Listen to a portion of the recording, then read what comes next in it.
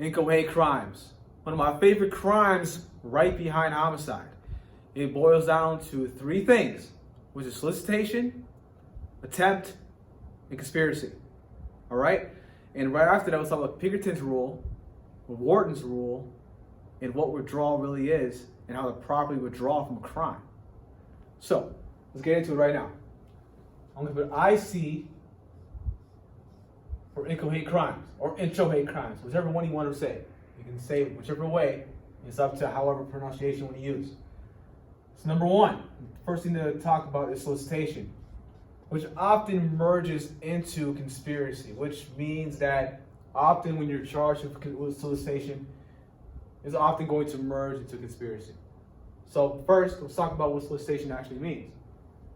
Solicitation is when one encourages, when one counsels, when one requests another person to commit a prohibited act. An example of that is my brother Sanafik encouraging, counseling, and desiring to reach out to our other brother Fikri, asking him to commit a crime, which an example of that could be murder. Sanafik encourages Fik to say, look, Fik, you go to California and you kill that crazy kid Sam for $100,000, right? Let's say he makes that deal. Fikri agrees, right? They have the specific intent within their minds to say, look, I'm going to commit this act which will accomplish our goal and our deal that we're going to make. That's what this means. And also, any further acts that Sanafik makes, which he's called the solicitor, and Fikri the solicitee, any further acts that Fikri makes, Sanafik will also be liable for his acts as well. Moreover, let's talk about attempt. That comes next. Attempt means that when one makes the perpetration of the substantial step of committing a prohibited act. When one wants to commit, for example, murder. Not much like murder, so let's talk about murder here. Attempted murder is an example of this, okay? When one has the requisite intent within their minds that, look, I'm going to kill this person. For example, let's say that my friend Riley has the intent, the plan within his mind that, look, I'm going to kill Israel. That guy has been driving me crazy. He picks his nose while we work. This guy has to go, okay? Let's say Riley has a gun in his car with instructions on what he will do with it, and also instructions on how he can find Israel, okay? And let's say, for some reason, whatever arbitrary reason, a policeman pulls him over and ends up searching his car, finds the gun, and finds the instructions. That is an example of a policeman technically finding Riley culpable of attempted murder because he found the evidence of Riley making this substantial step into committing that act. All right? Let's get into conspiracy. Now, as I said, usually when you get into solicitation, this can actually merge into conspiracy. So with conspiracy, this means that two or more people make the agreement with the specific intent to commit an act, to commit a crime. Okay?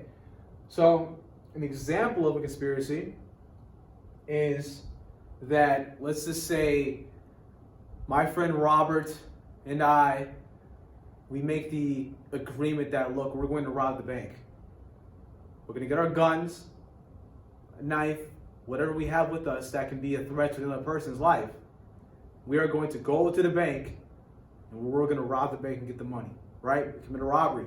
Making a conspiracy, an agreement between the two of us to commit that robbery, right? So let's say that happens, right? This is when we get into the Pinkerton's Rule. So I'm going to Pinkerton's Rule up here, okay?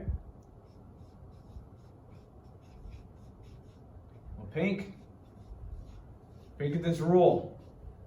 Okay? So Pinkerton's Rule actually means that every co-conspirator will be liable for every foreseeable act that their co-conspirators make. Okay? So let's say that Robert and I actually make the plan, we go through with our plan to rob the bank. We have our guns, we have our ski masks, and we're ready to take it on, ready to do it. Okay?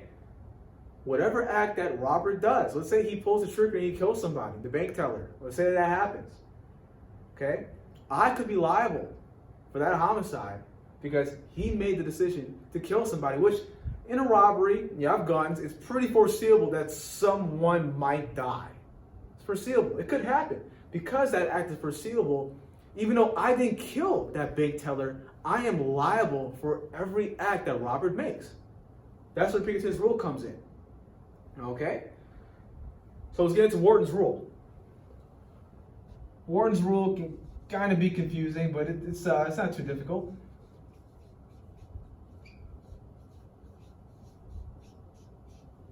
So Wharton's Rule,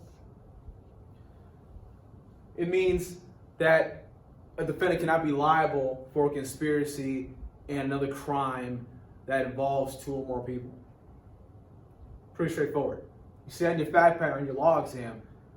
Just remember that rule statement, and you should be fine. Lastly, we'll talk about withdrawal. Withdrawing from the act. This one, I'm actually going to use red marker. All right, so withdrawal. If you can see it, I'm not going to write the whole word. I'm going to put withdrawal right there. Withdrawal.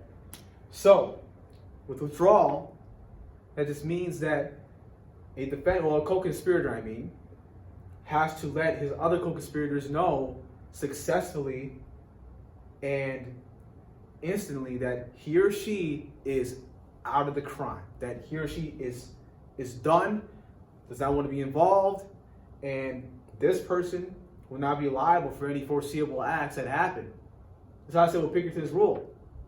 When Robert and I robs the bank, Robert kills somebody, I'll be liable for that homicide that happened because Robert and I made that plan together to rob the bank and he killed somebody.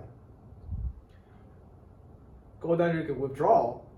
I tell him before we actually walk to the bank, this act has to happen before the crime happens.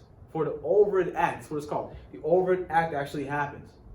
So I let Robert know. I call him. I talk to him right before we go inside. I say, Robert, I'm done. I'm out of this crime. I don't want to be involved. Okay? Whatever homicide or whatever act that he does within the bank, I will not be liable for that. I'll be liable for conspiracy because we made the conspiracy to rob the bank. I'll be liable for this. But I will not be liable for whatever acts that Robert does in the bank. That's what withdrawal means. And it's important to do this before any overt acts actually happen. So that's Inchoate crimes. This is when Pinkerton's Rule, Wharton's Rule, and also withdrawal comes in. This is very critical to know if you're taking a criminal law exam, because this will really help you to understand the material better, and for you to show your professor that you know exactly what's going on, especially bringing up Pinkerton's Rule, Wharton's Rule, and withdrawal, if applicable. So, thank you. We have a good night.